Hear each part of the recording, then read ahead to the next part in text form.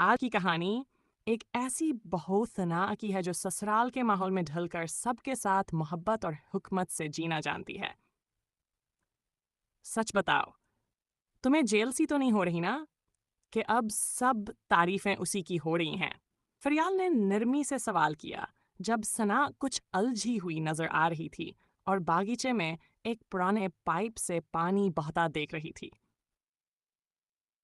ثنا نے فوراً نظریں ہٹا کر کہا، نہیں فریال، بالکل بھی نہیں۔ واقعی؟ تو پھر تمہیں کیوں لگ رہا ہے کہ تمہارے کیے گئے سب کام کسی کی نظر میں ہی نہیں آئے؟ فریال نے مسکرا کر جا رہا ہے۔ ہے نا؟ ثنا کے چہرے پر ایک ہلکی سی مسکراہٹ پھیل گئی۔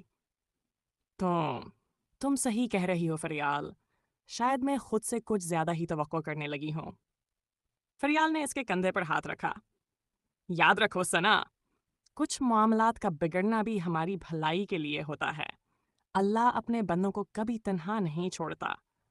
تم جیسی اچھی بہو، اچھی بیٹی، اچھی بیوی، وقت خود تمہاری سچائی کا گواہ بنے گا۔ ماضی کی جھلک جب ثنا کے شادیاس گھر میں ہوئی، تب سسرال ایک مصروف مگر بے ترتیب سا گھرانہ تھا۔ 2 چھوٹی نندیں اور ایک دیورا بغیر شادی شدہ تھے، جبکہ جب چھوٹے دیور کی شادی ہوئی اور نئی دلہن گھر آئی تو ثنا کو لگا جیسے اس کے اپنے کیے گئے سب کام بے منی ہو گئے ہیں۔ نئی بھابھی نے فوراً تبدیلیاں لانا شروع کیں۔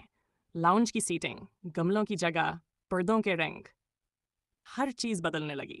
جو نندیں پہلے ایک گلاس اٹھانے سے کتراتی تھیں، اب نئے جوش سے صفائیاں کرنے لگیں۔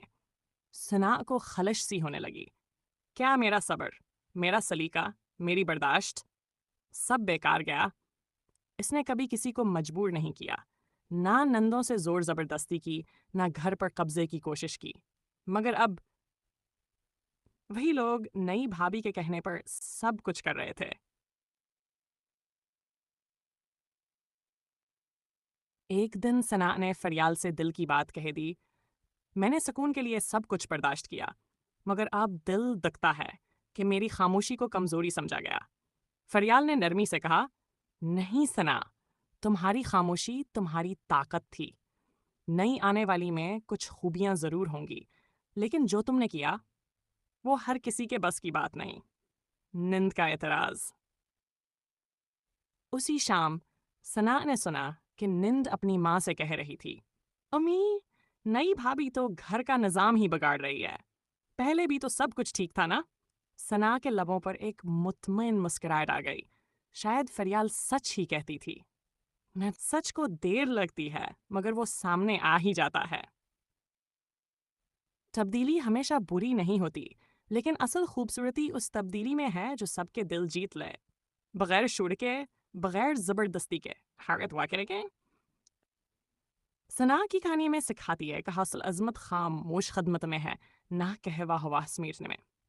اگر یہ ہے کہانی آپ کو پسند آئی ہو تو اسے ضرور شیئر کریں تاکہ اور لوگ ثنا جیسی خواتین سے حوصلہ حاصل کر سکیں۔